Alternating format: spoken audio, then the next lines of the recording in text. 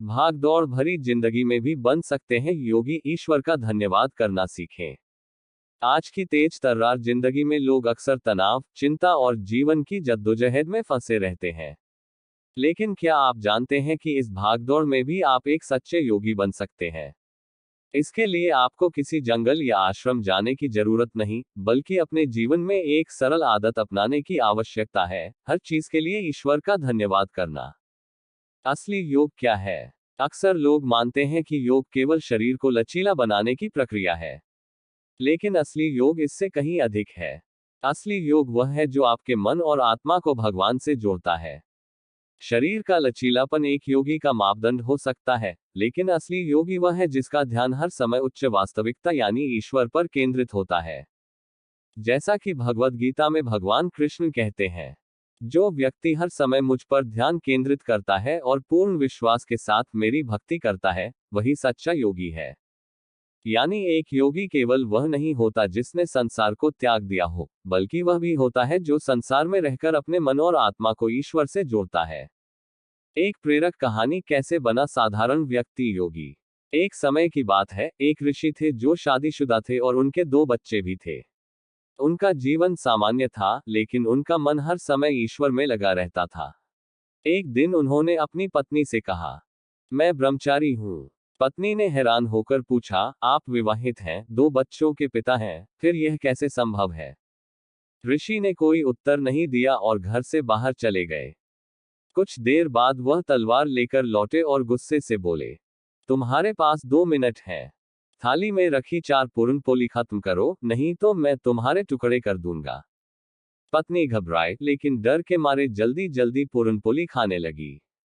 किसी तरह उसने सारी पूरन पोली खत्म कर ली। ऋषि ने पूछा, पूरन पोली का स्वाद कैसा था? पत्नी ने कहा, मैंने तो ध्यान ही नहीं दिया, मेरा सारा ध्यान समय पर था। इस पर ऋषि बोले, यही मेरे जीवन का रहस्य है। मैं भी संसार के सभी कार्य पूरे करता हूँ, लेकिन मेरा ध्यान हर समय ईश्वर पर होता है। आभारी होने का महत्व। ऋषि की इस बात से हमें समझना चाहिए कि ईश्वर से जुड़े रहने के लिए हमें आभारी होना सीखना होगा।